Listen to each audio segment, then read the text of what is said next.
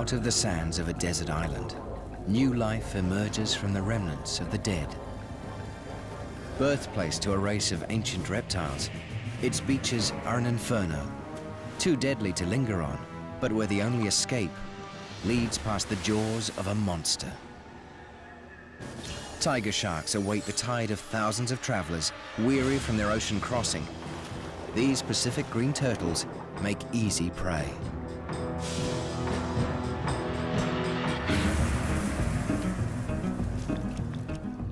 But the turtles have instinct and numbers on their side.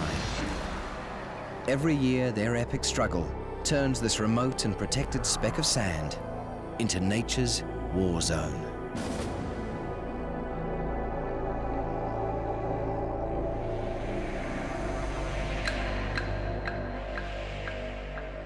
An island strewn with bleached bones makes an eerie cradle for new life. But more green turtles nest here than in any other place on Earth.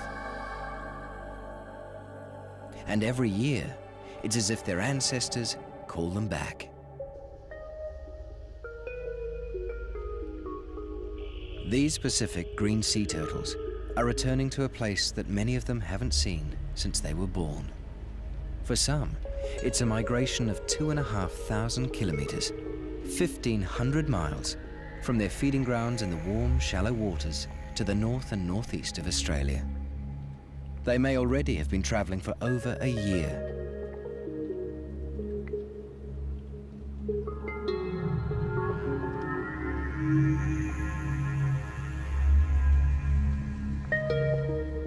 Guided by their own magnetic compass and triggered by the urge to breed, sea turtles have been migrating across the seas for over 100 million years.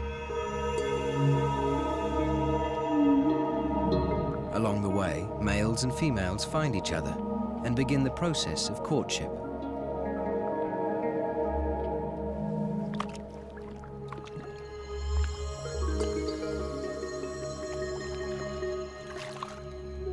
The male's part in this timeless ritual will be over once they have mated with as many females as they can. Then they will return to their feeding grounds. But for females, the battle to bring forth new life is only just beginning.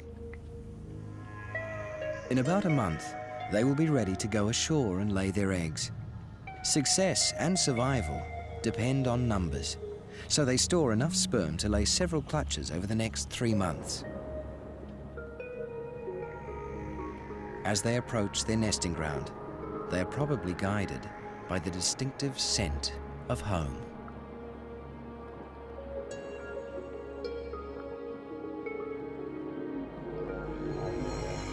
Their date with destiny brings them to a remote and protected island at the top of Australia's Great Barrier Reef. There sits a coral and sand cay called Raine Island. Why should this scrap of land attract more green turtles than any other place on Earth? Here at the edge of the Continental Shelf, tidal currents bring deep, nutrient-rich water up to the surface of the Great Barrier Reef. These rich waters sustain a multitude of marine plankton and fish, more abundant than in most other tropical waters. And the currents that nourish them help disperse their young into the Coral Sea and beyond to the deep Pacific Ocean. It's an ideal place to launch offspring into the world.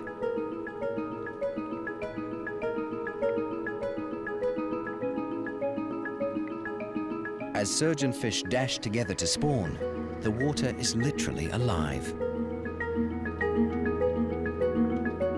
But all this life attracts predators.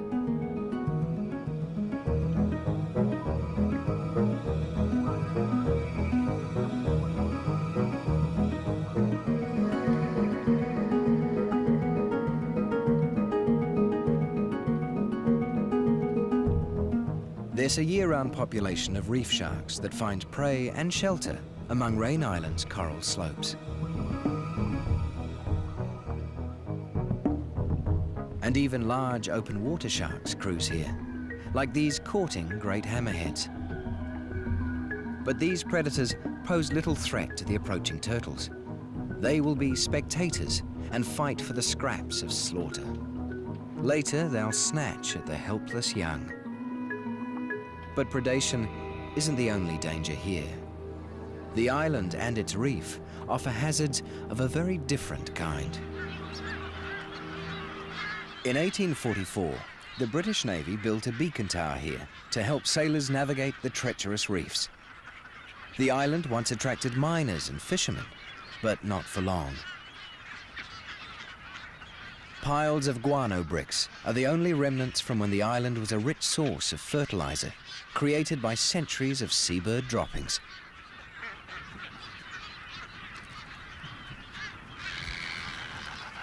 Today, Raine Island is one of the most significant seabird breeding sites along the entire Great Barrier Reef.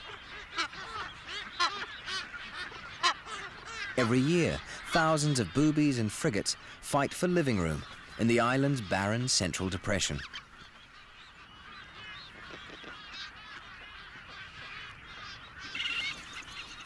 Red-tailed tropic birds nest all year round, finding shelter in the natural cliffs and crannies in the island's weathered limestone.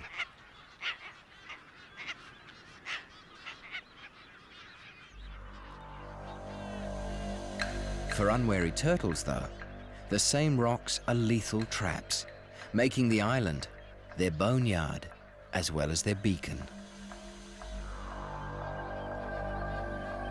But nothing will deter them. Soon their ancient pilgrimage will bring each of them face to face with all the perils Raine Island has to offer.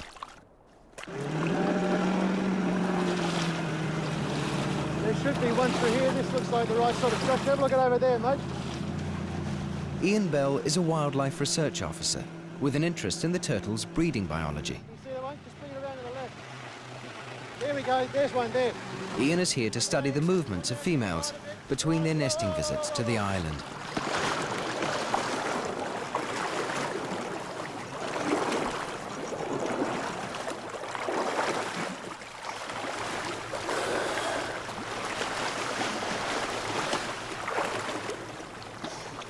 For now, there are just a handful of Raine's year-round residents, but the breeding females are on their way.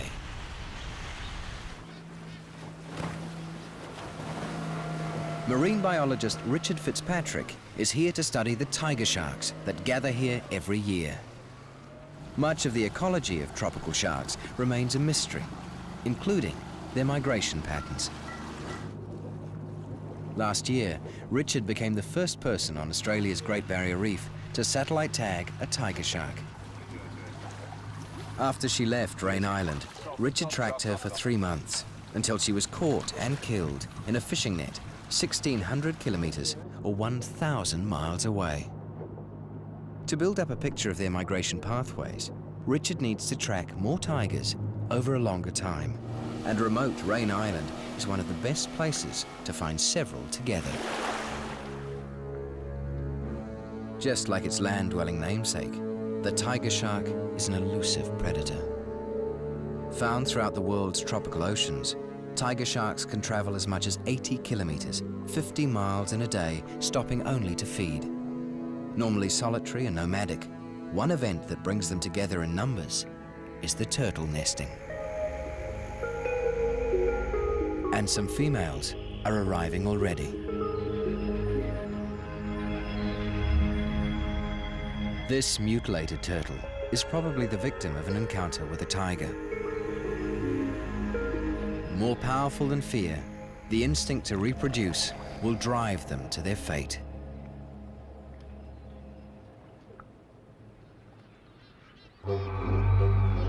In summer, Raine Island is home to tens of thousands of seabirds.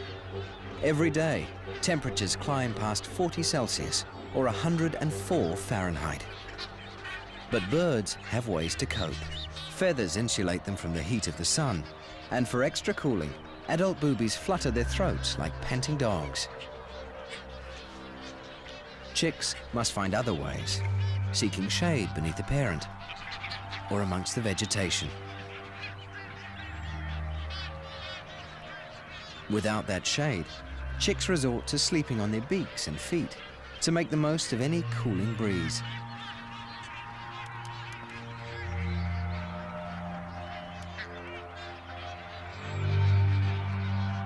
But wherever they go, signs of death are never far away.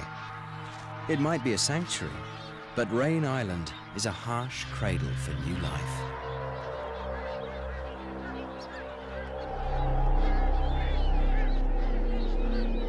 Adult birds face their own struggles.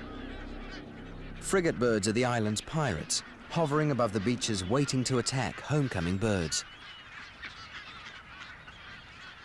Frigates either snatch food from them directly or tip them up in the air so that they crash land and throw up their catch.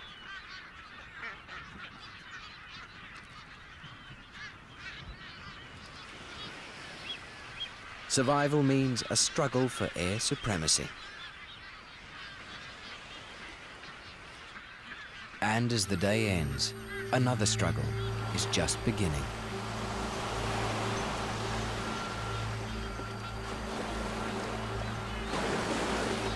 In the cool of the evening, turtles emerge from the shallows. Adapted to life in tropical water, their bodies can't cope with the extreme temperatures of the day. The time might be right, but the tide has complicated things, exposing a barrier of rocks and coral.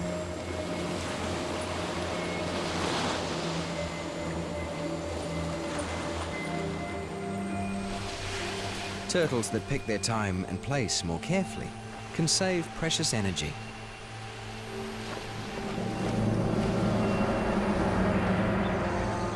She may weigh as much as 180 kilos, or 400 pounds. Long-lived and slow-growing, this may be the turtle's first time ashore since she hatched here, perhaps as long as 50 years ago. This will be her first real taste of the force of gravity.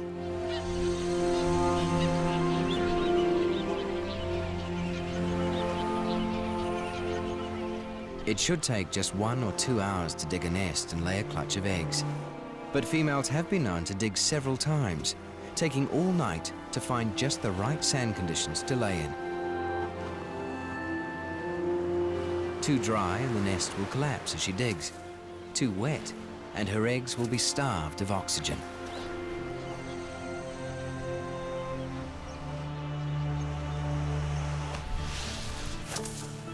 The nesting female digs a wide body pit, then uses her hind flippers to gently excavate a chamber for her eggs.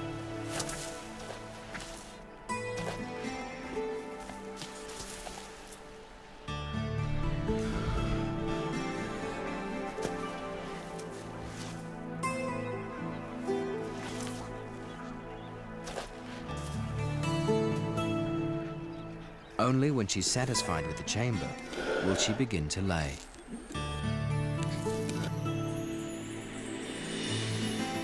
Her breeding strategy is simple: numbers. She lays between 75 and 200 eggs. If, out of all the clutches she'll lay in her life, just 2 eggs grow and survive to adulthood, she'll have reproduced herself and her mate. She relies on Raine's warm sand to nurture the clutch. If all goes well, it will hatch in 2 to 3 months. In about 13 days, she'll be ready to fill another nest. She may lay several clutches of eggs in any given season and will stay around the island, coming up to lay until she's ready to leave. She could be here for the next 3 months. In 1975, over 14,000 turtles were recorded here in one night. Tonight, there are only around 1,500.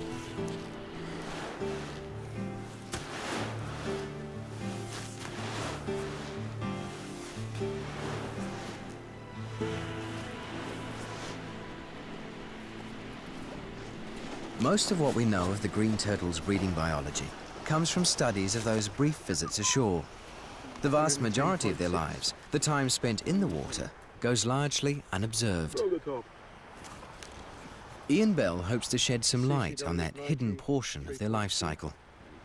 It may be several years before anyone sees them here again, but Ian measures and tags individuals so that their long-term growth rates can be determined. For a look at their movements while they are here, he also attaches a depth logger to their shells, along with an acoustic locator tag. The instruments will reveal the turtle's position in the water and make detailed recordings of her depth. Hopefully, he'll recover the data when she makes her next visit ashore. But a lot can happen in the next 13 days. Yeah. 1, 2, 3, go.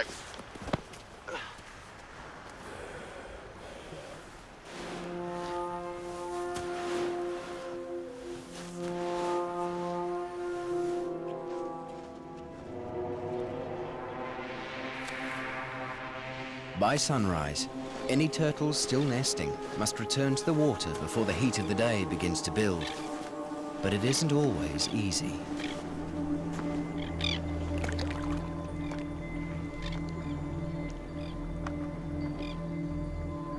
Low tide can turn the reef flats into an impenetrable barrier of rugged coral. Seeking the cool relief of the sea, they'll enter the shallows. There they wait in their hundreds, like commuters, for the tide to come and carry them away. But in the meantime, they must share the rocky platform with Raine's reef predators.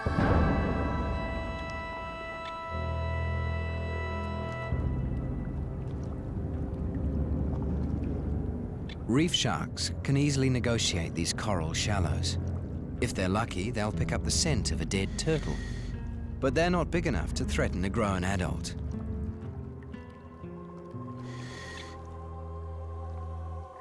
The turtle's greatest threat comes from the sun.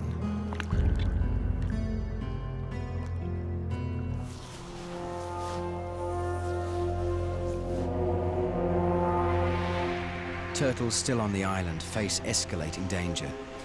Powerful and agile in the ocean, their flippers and heavy body are a severe handicap on the race back to the water. Their ability to navigate around obstacles is limited and progress is slow.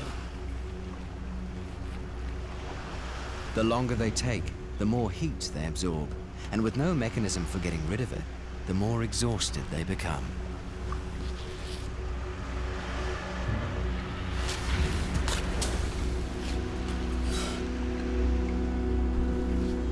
The island's low cliffs, crevices, and sand become a natural assault course of deadly obstacles. Incapable of moving backwards, any turtle that crawls into a dead end could be trapped for good. But she won't give up. If there's any way to turn and keep going, she will.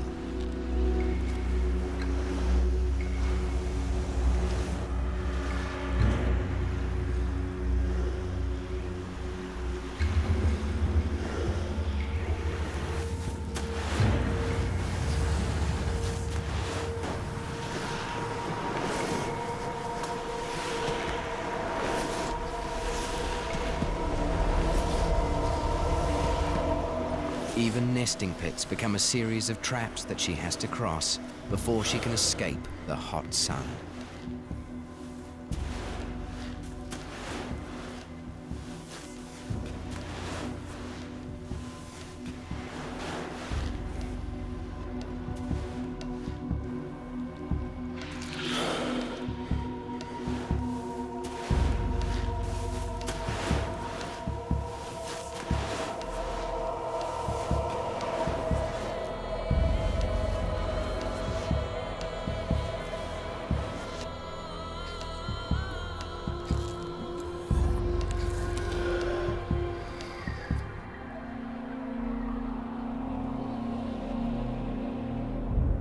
Any turtle that falls onto her back won't be able to right herself.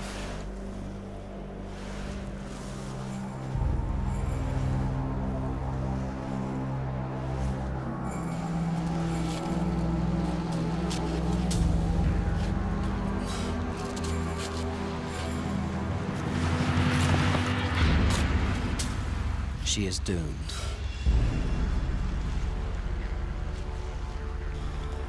Near the shore, one turtle trap has ensnared 3 victims in the same morning.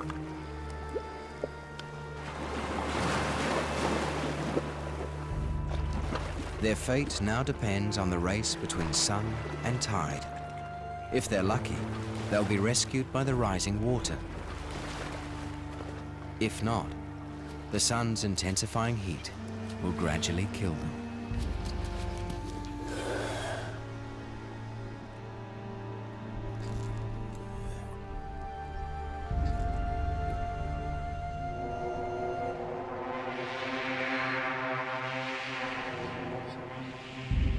Death in the sand is slow and agonizing. Exhausted and unable to lose heat by sweating or panting, the turtle's brain and body will slowly shut down. There are no land predators to finish her off. She will literally cook in the sun. In the absence of larger scavengers, much smaller creatures must act as the turtle's undertakers. Bacteria feast on the inside, producing gases that bloat the body after just a day or two. Eventually, it will explode and dry out.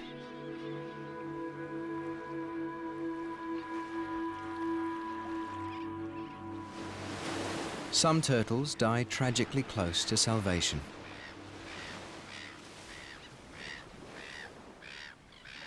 Tawny nurse sharks soon pick up the scent of rotting carcasses close to the waterline. If they're patient, the tide will bring them what they want.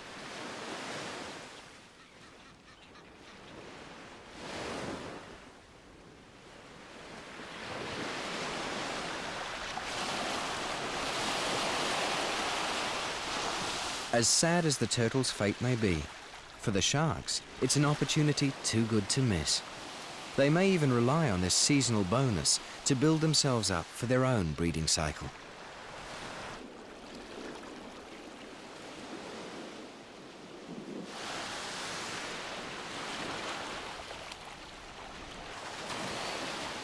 But local tawnies and reef sharks aren't the only ones to benefit.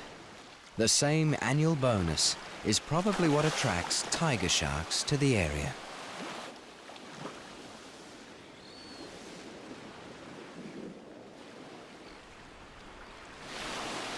As more turtles die on their island, their scent drifts out in slicks and attracts the great ocean predators.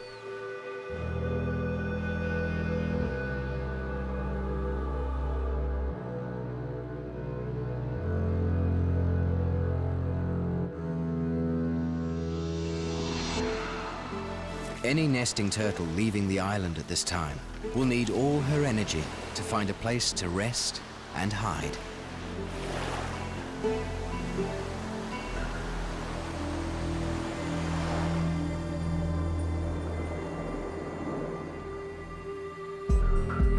Attracted by the smell of death, a tiger has spotted live prey.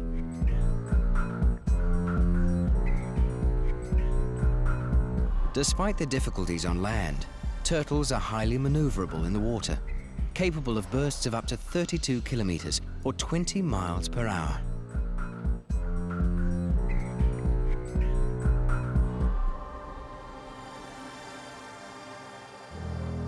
The tiger soon loses interest. A long chase would be a waste of energy when close at hand she senses easier meat. The tide has floated one of the island's dead turtles out into deeper water.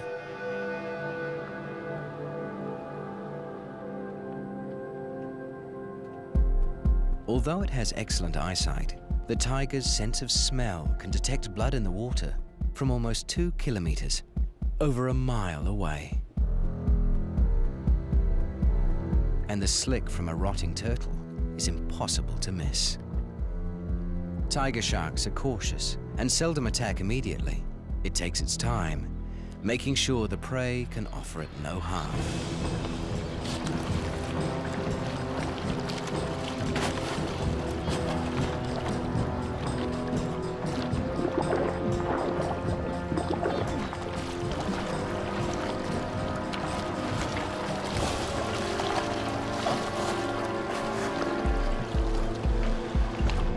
The tiger isn't a fussy eater. Its huge mouth and tin opener style teeth enable the tiger to take almost any food it finds. While it hasn't evolved to prey specifically on turtles, it's one of the few sharks that can.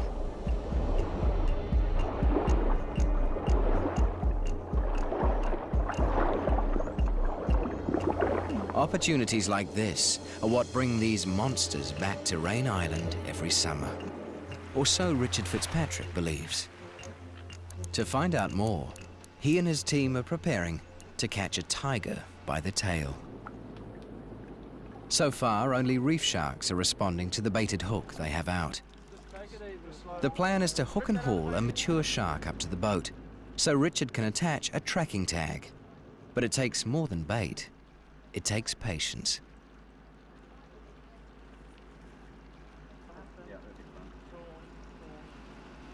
There she is. Richard hopes to discover the migration patterns of these mysterious monsters.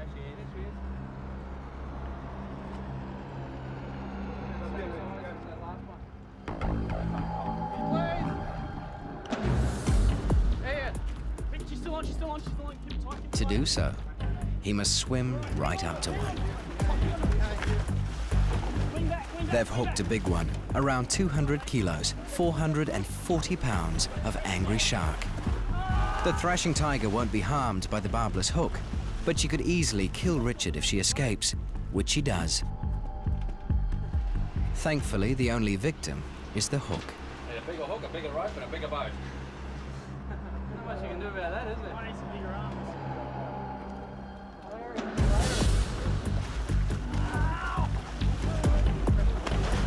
The next one is even bigger, 3.3 meters, nearly 11 feet of mature female.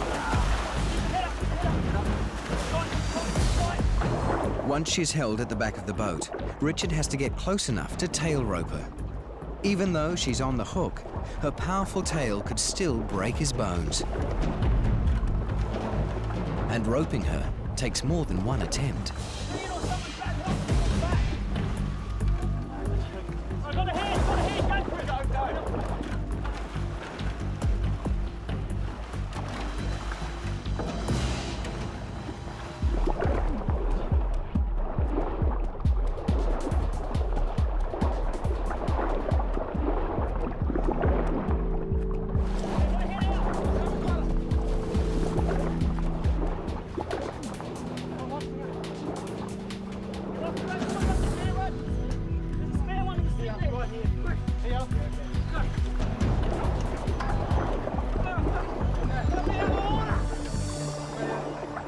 Success at last.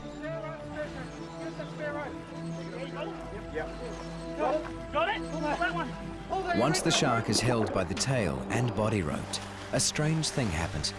She becomes as docile as a lamb.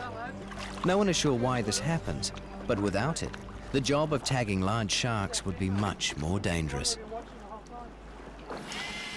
Richard has to work fast to fix the tag to her dorsal fin before she suffers too much stress. It's a radio transmitter, designed to send its position to a tracking satellite every time its antenna breaks the surface. It's powered to operate for up to a year and should open a new window into the world of these great ocean predators.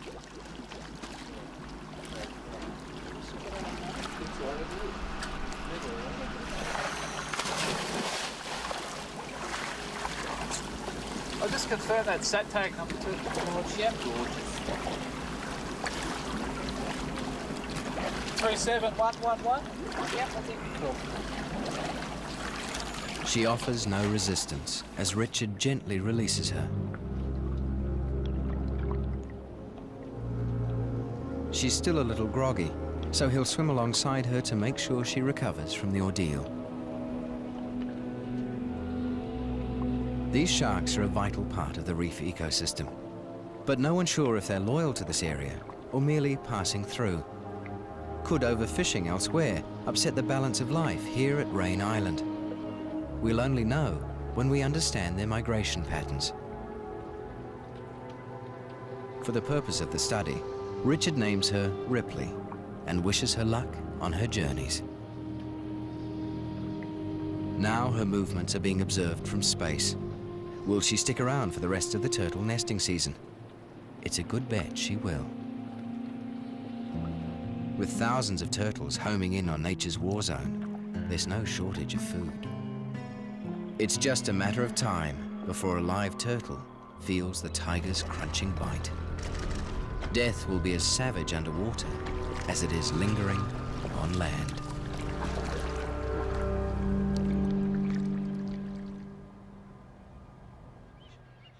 It's late summer. Raine's beaches are a no man's land of pits, tracks, and dead bodies. But nothing will stop the turtles, not even serious injury.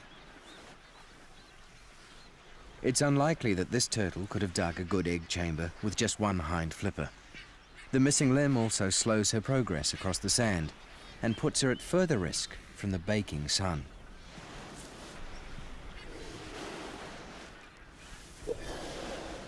Even females with recent injuries have no choice but to return to the sea where they were attacked. It may be full of predators, but the water is the only thing that will save them from the scorching heat.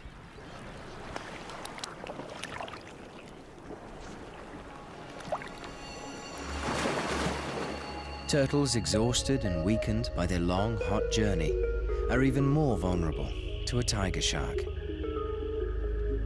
For many of the reef's residents, safety lies in numbers or strategic alliances. Anemone fish and their eggs find refuge among masses of stinging tentacles that discourage predators.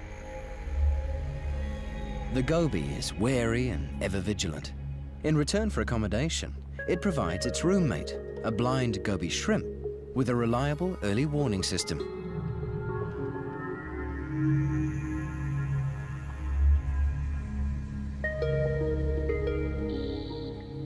At night, danger is even harder to see, especially when it comes in the camouflage shape of a stonefish.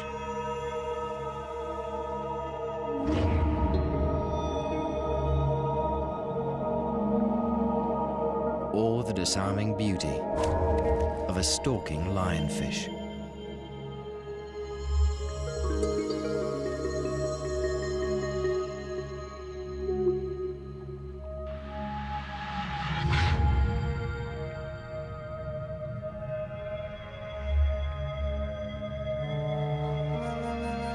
To ensure an undisturbed sleep, parrotfish envelop themselves in a cloak of mucus, concealing them from a shark's powerful sense of smell. Nesting turtles make their journeys to and from the beach during the hours of darkness, so this is when they're most at risk of attack.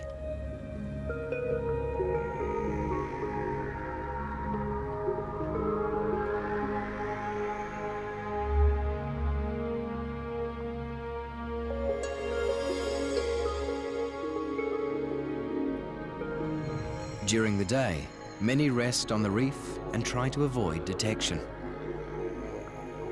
Their shell doesn't just provide a protective shield, its marbled pattern is also good camouflage among the coral, crypts and crags. They can stay submerged for up to an hour, but eventually they have to leave the protection of their resting places and come up for air. Unless there's an immediate threat though, they never seem to hurry.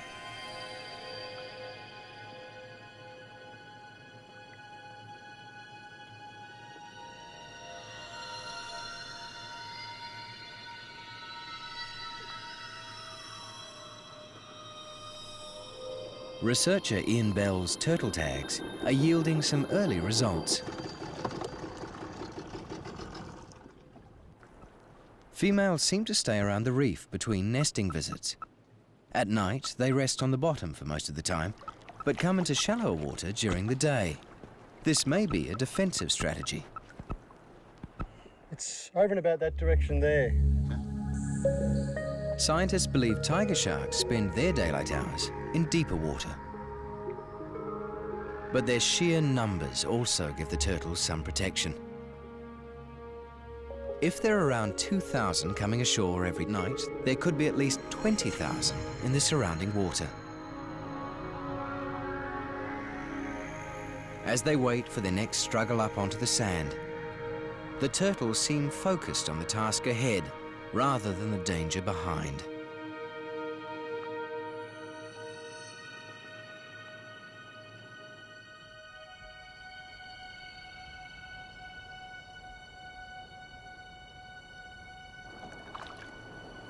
It's the journey back from the island the next day that poses the greater threat. When tigers lie in wait for weary turtles.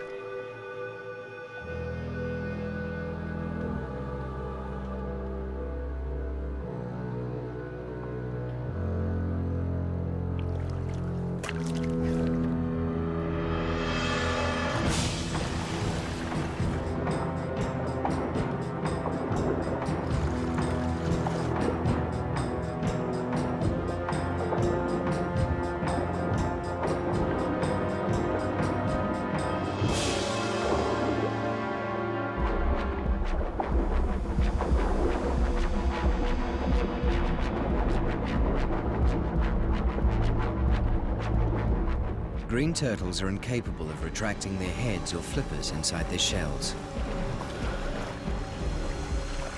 Despite her thick shell, the exhausted turtle is an easy meal.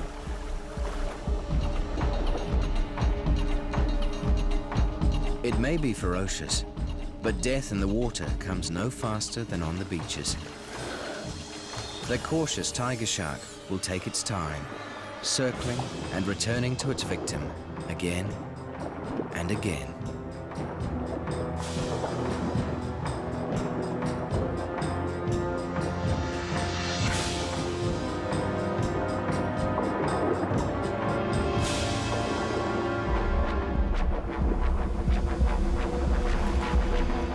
Her death is doubly tragic.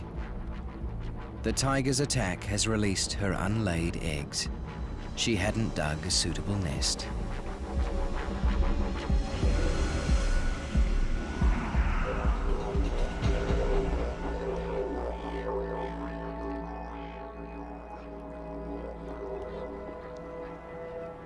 But tens of thousands more are incubating in the sands of the island. They face their own day of reckoning.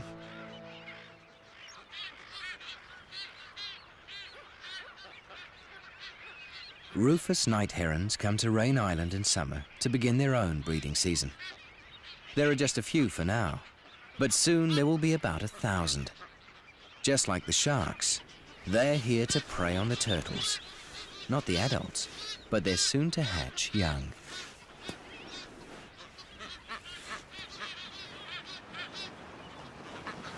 Turtle nesting is reaching its peak.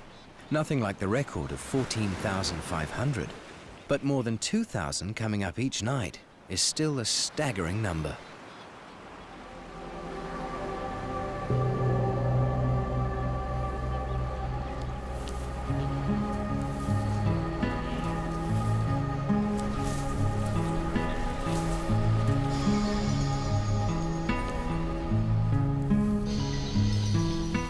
This late in the nesting season, body pits are everywhere, and it's hard to find a patch of sand that hasn't already been dug up. Driven by blind instinct, turtles bury one another.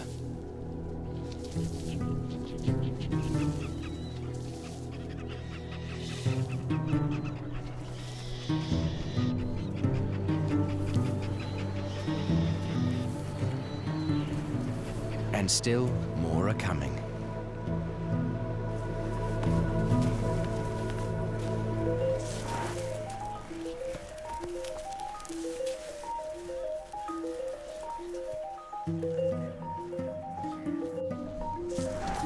One has dug up an existing nest.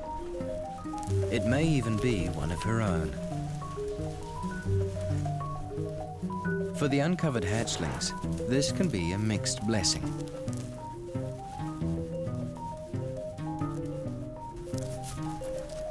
Lucky ones may find their journey to the surface shortened.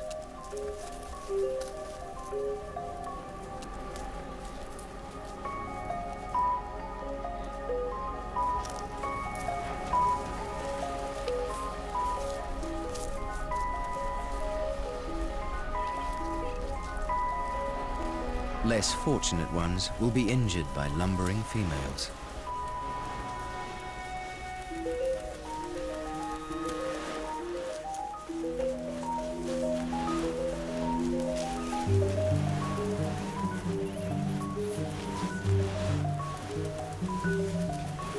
In this crowded birthplace, hatchlings aren't the only victims. The adults also dig up and crush whole clutches of eggs.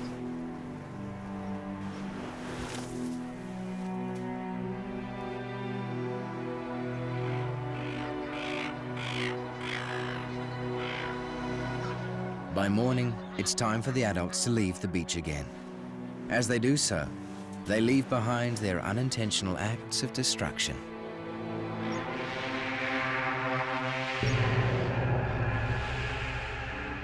The sun will bake thousands of exposed eggs. That is, if the birds don't get to them first.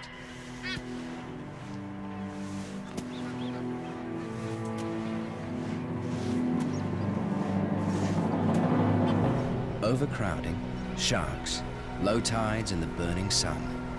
Nature's war zone presents many hazards. But there's one more.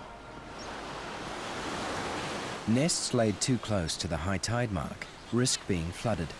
Eggs can withstand a short soaking, but not for long. They will eventually drown.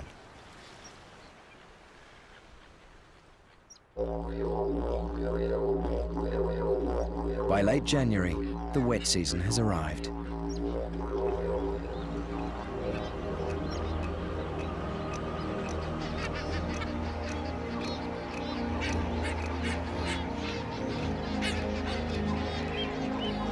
Summer monsoons bring rain to the island, replacing brown, burned grass with lush greenery.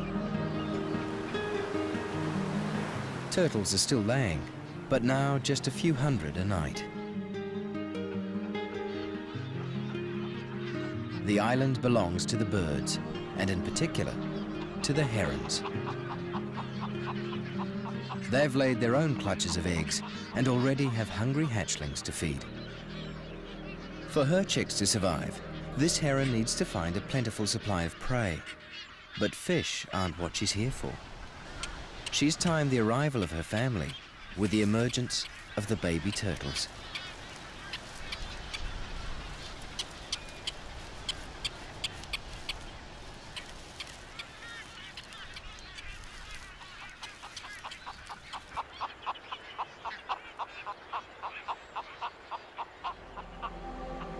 In the dead of night, Raine Island's beaches come alive. The waiting hordes erupt from the sand. The nighttime drop in temperature is the signal they've been waiting for. Baby turtles are extremely vulnerable to predators. Their only defense is in darkness and the safety of numbers.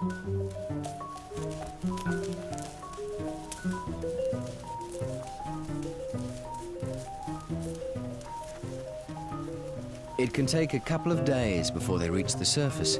Amazingly, young turtles can dig their way up through more than 2 meters, 6 feet of sand. The remaining energy from the yolk sac will power them for about 90 hours, and then they'll have to begin feeding. Instinct tells them to head for the reflected light from the ocean.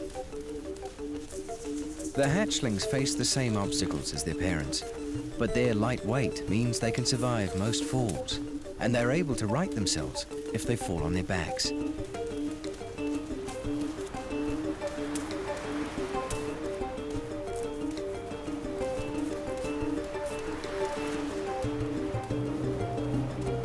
Their struggle for life doesn't end at the water's edge.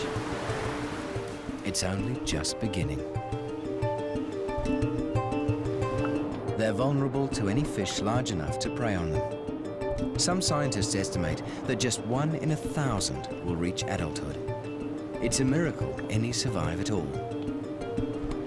But those that hatch during daylight face even harsher odds. All it takes is for clouds or wind to cool the sand and fool them into heading towards a deadly enemy: the herons.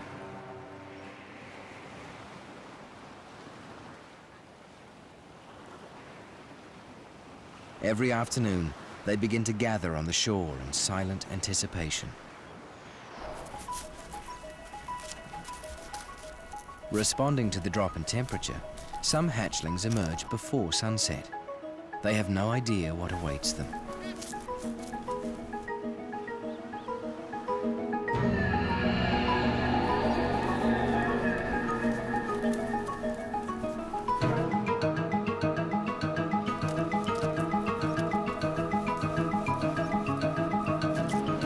The hatchlings are easy pickings for the herons.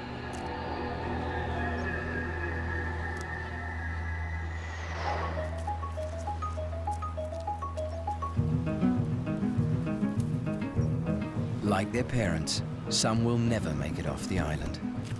They must run the gauntlet of the waiting herons.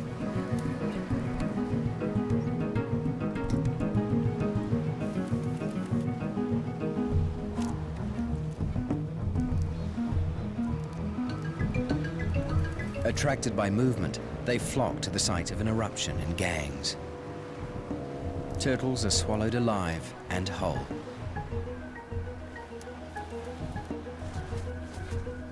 And once caught, escape is rarely possible. It may be a cruel fate, but the young turtles are a vital source of nourishment for the heron chicks. But while their parents are making the most of the unlucky turtles, baby herons face their own predators.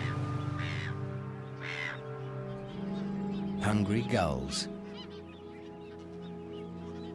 Eggs or chicks left unattended are fair game.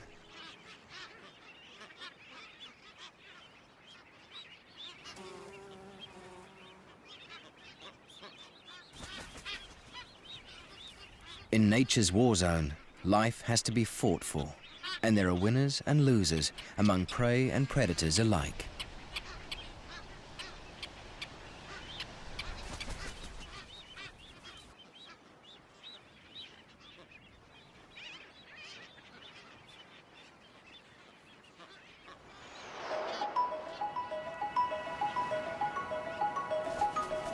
It's a risk the parents must take. They'll gorge themselves on baby turtles until they can take no more.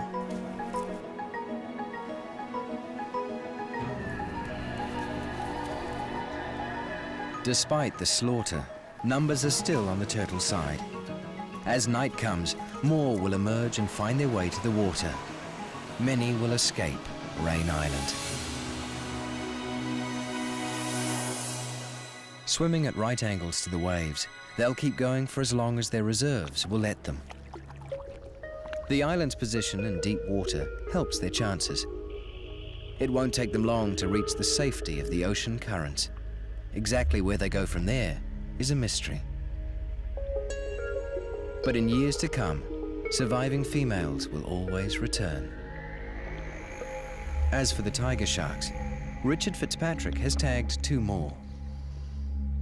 Hopefully, the satellite tags will reveal their movements for many months. So far, they've shown that Ripley has stayed around the island for the whole of the nesting season. Ian Bell has retrieved the data from a handful of tags. The technology has given him the first brief glimpse of the turtle's hidden life in the waters around Raine. But now, it's time to leave. And so it is for the turtles. It may be 5 to 7 years before they build the reserves to breed again. Although their numbers are in decline in other parts of the world, the northern Great Barrier Reef's green turtle population appears to be holding its own, thanks to Raine Island.